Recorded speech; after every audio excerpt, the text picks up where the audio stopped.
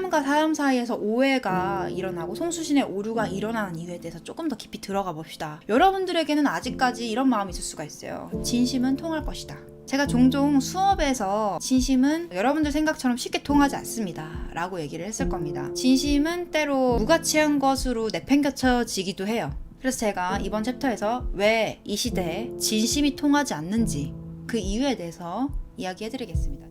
왜 진심이 통하지 않는지 11가지 이유들을 제가 이야기해드리겠습니다. 여러분들이 생각했던 것처럼 상대방이 나빠서 하나의 이유로 귀결되지 않습니다. 상대방이 나쁠 수도 있지. 근데 그거는 무수한 가능성 중에 하나일 뿐이에요. 자, 첫 번째 진심이 통하지 않는 이유는요. 타인의 진심을 느낄 수 없는 시대적인 환경 때문입니다. 진심을 무게에 달 수 있나요? 우리 진심을 잴 수 있는 저울이 있어가지고 자, 네 진심을 한번 꺼내봐. 달아봐. 몇 그램인지 내가 보게. 거기에 따라서 네가 내 베스트 프렌드가 될지 아니면 그냥 지나가는 관계가 될지 결정을 해볼게. 이럴 수가 없죠. 자, 그리고 이 진심이라는 게 또 눈에 보이지도 않아. 한계가 많아지지도 않아. 물론 감각이 섬세해질수록 여러분들은 어렴풋이 느끼거나 선명하게 느낄 수 있습니다.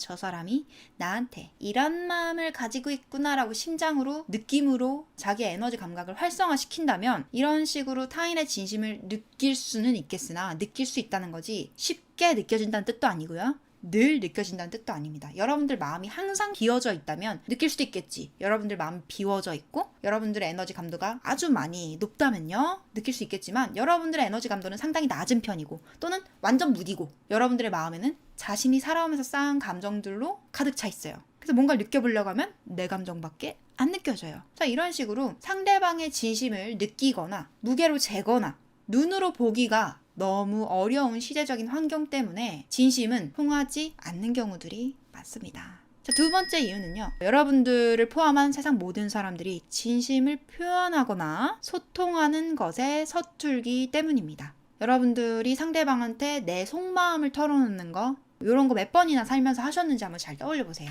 왜 털어놓지 않으셨나요? 이유는 많을 거예요. 저 사람이 믿을 만한 사람인지 몰라서요. 저 사람이 제 얘기를 들으면서 왜 저렇게 주저리 TMI에 라고 귀찮아하면 어떡해요? 그래서 말을 못하겠어요. 저 사람은 저를 별로 좋아하는 것 같지 않으니까 저도 딱히 노력하고 싶지 않아요. 전 너무 상처받아서 아무 얘기도 하고 싶지 않아요. 저 사람은 제가 자꾸 소통하려고 할 때마다 말을 돌려가지고요. 저도 그냥 포기했어요.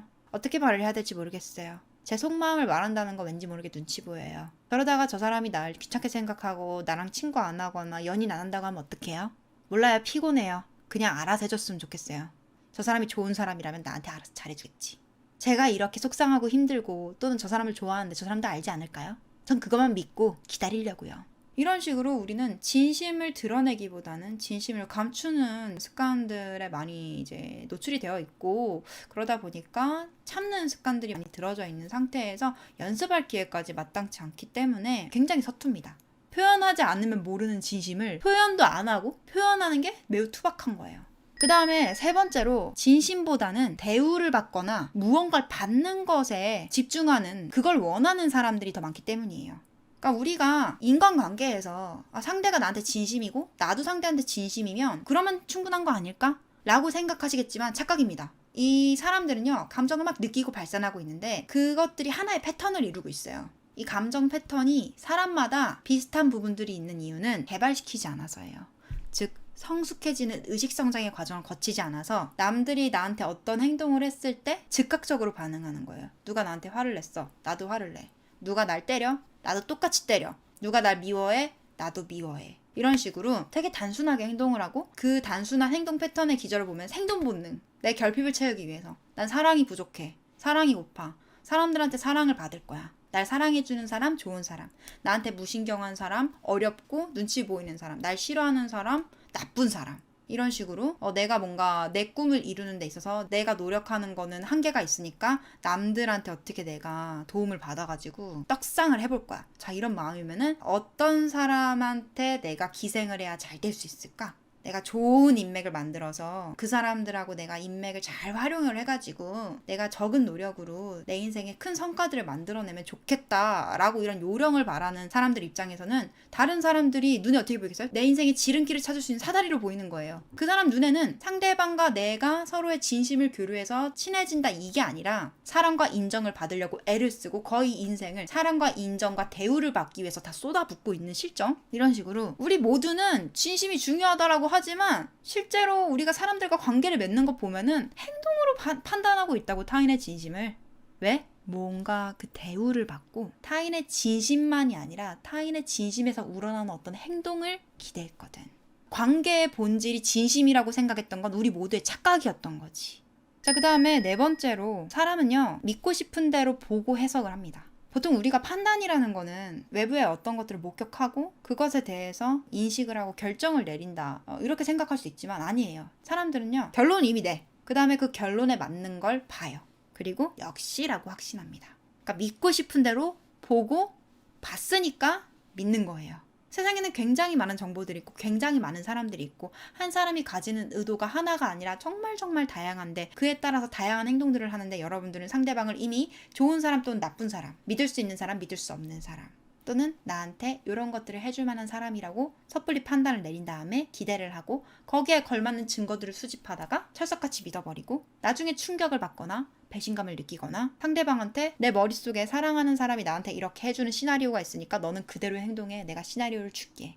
내가 생각하는 나만의 이런 완벽한 그림에 너는 배우로서 완벽하게 연기를 해줘야겠으니까 이대로 해봐. 이런 식으로 강압적으로 요구를 할 수가 있어요. 꼭 연인 관계가 아니라고 할지라도요. 그래서 사람이 어떤 현상을 보고 스스로 생각을 하고 판단을 한다기보다는 내 머릿속에 여러 가지 망상의 시나리오가 있어요. 날 미워하는 사람에 대한 시나리오, 날 좋아하는 사람에 대한 시나리오, 나쁜 악인에 대한 시나리오, 선인에 대한, 구원자에 대한 막 시나리오가 있어요. 근데 거기에 걸맞아 보이는 어떤 사람을 목격한다, 그럼 멋대로 필터링을 씌웁니다. 이게 뭐예요? 선입견이에요. 저 사람은 분명 그럴 거야. 진실을 모르기 때문에 행동을 가지고 해석하는 거예요. 이런 식으로 사람은 자신의 상상력을 좋게 쓸 수도 있는데 멋대로 판단하고 멋대로 받아들이고 멋대로 기대하고 멋대로 실망하고 멋대로 화내고, 그러면서 있는 그대로의 세상을 보는 게 아니라 잠깐 보고 싶은 걸 보려고 하고 믿고 싶은 것만 보고 타인의 입장 보고 싶지도 않아. 날 아프게 한 사람의 입장 보고 싶지도 않아. 그리고 객관적으로 이 상황이 어떤지 보고 싶지도 않아. 내 억울함에 대해서 내가 다른 판단을 내릴까봐 안 보려고 하는 거예요. 그 다음에 다섯 번째로 진심이 통하지 않는 이유는요, 감정 컨트롤이 가능하지 않기 때문에 자기 감정에 휘둘립니다.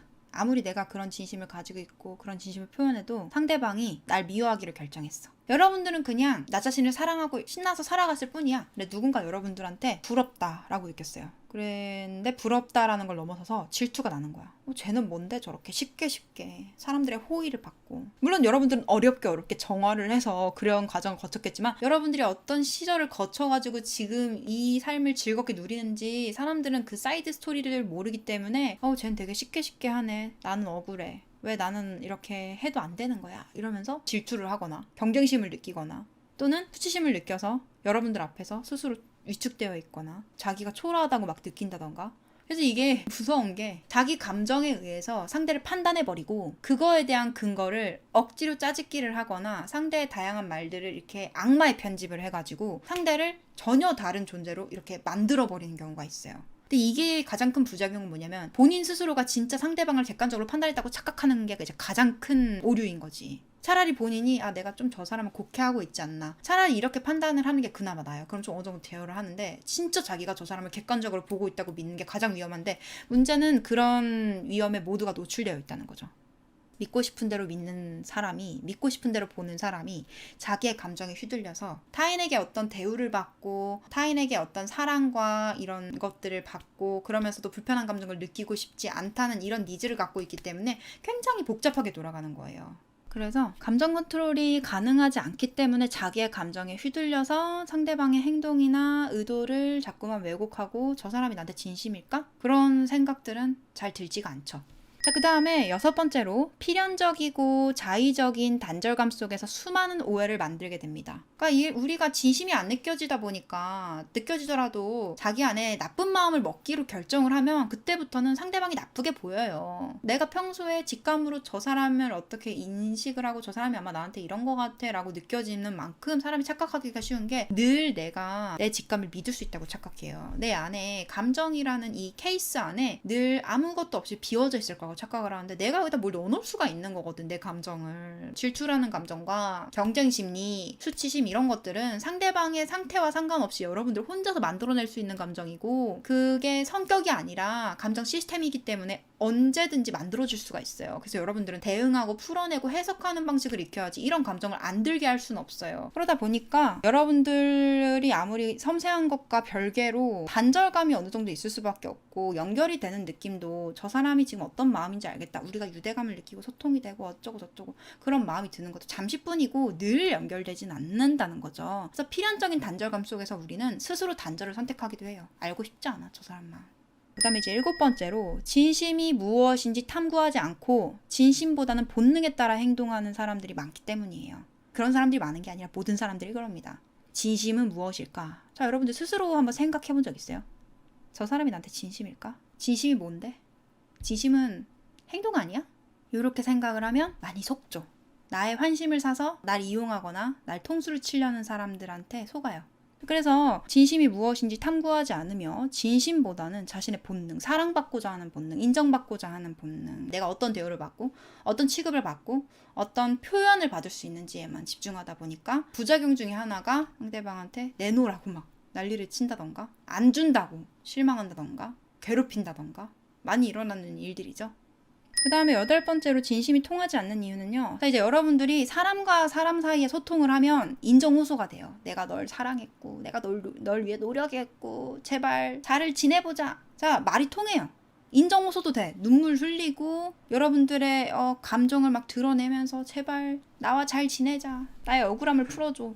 근데 여러분들이 만약에 세상과 소통을 해. 사람이 아니라 꿈을 이루고 싶어. 직업을 갖고 싶어. 인정호소가 안 통해요. 여러분들의 진심이 중요한 게 아니라 여러분들의 액션, 여러분들이 만들어낸 성과, 여러분들의 성취, 그런 것들에 의해서 타인이 여러분들과 물물 교환을 하기 때문에. 그래서 깊이 들어가려고 해야지 진심이 그나마 느껴지는데, 깊이 들어가지도 않고 가볍게 만나고 가볍게 관계 맺고 가볍게 물물 교환해서 좋아요를 누른다던가 구독자가 된다던가 또는 어떤 상품을 구매하는 구매자가 된다던가 팬이 된다던가, 이런 것들은 1대1 관계보다는 상당히 얕게 주고받는 관계이기 때문에 어쩔 수 없이 그 과정에서 여러분들 진심보다는 여러분들의 행동, 이런 것들이 위주로 판단이 되고 여러분들이 뭔가 어떤 감정들을 호소했을 때 전혀 통하지가 않을 수가 있어요. 인간관계는 정말 돈으로 얽히지 않고 어떤 역할로 얽히지 않고 그냥 담백하게 사람과 사람들 관계를 맺을 때 인정호소가 되는 거고, 내가 비즈니스적으로 얽히고 내가 나의 재능을 뽐내고 사람들과 세상과 어떤 식으로 서로 상호 교류하는 그런 관계를 맺을 때는 인정호소가 안 통한다는 거지. 여기서 진심이 뭐가 중요하다는 거지. 사람들은 다 이렇게 말할 거예요. 됐고, 너의 역할을 충실히 해. 그 상태에서 네가 진심이면 플러스 알파가 될 수도 있는데, 때로는 네가 진심이고 아니고는 아무것도 중요하잖아, 이럴 수도 있는 거예요. 9번째는요. 내가 진심인 것과 상대가 진심인 것은 별개의 문제입니다. 그러니까 내가 엄청 진심이었어. 그래서 나의 진심을 다 보여줬어. 그러면 상대방이 감동을 받아서 그만큼의 진심을 나한테 주겠지. 권성징악 동화책 한 편 쓰셨어.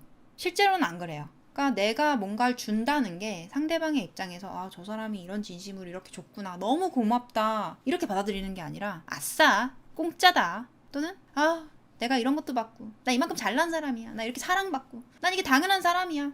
여러분들이 진심을 표현하면 상대방이 감동을 받아서 나만큼 주지 않을까. 일단은 진심을 표현한다는 거는요, 성숙한 사람들이 더 많이 해요. 진심이라는 거는 저 사람이 주는 그 애정과 노력을 이해를 하고 동시에 내가 저 사람을 성숙하게 사랑한다는 거예요. 그 진심들이 미숙할수록, 본능에 휘둘릴수록, 결핍에 휘둘릴수록 아, 저 사람한테 좀 덕도 보고 싶고 대접도 받고 싶고 기대고 싶기도 하고 심심하니까 외로우니까 여러 가지가 덧대어질수록 그 진심은 투박하거나 자기 혼자 진심이라고 착각하지만 사실 남들이 봤을 때는 그냥 입속을 따지는 거지 진심이라고 안 보일 수가 있어요. 그렇기 때문에 미성숙한 사람이 진심을 가지는 건요, 서툴 수밖에 없어요. 그 진심을 매도하려는 게 아니라 현실이 그래요. 근데 웃긴 거는 미숙한 진심조차도 쉽게 안 만들어진다는 거예요.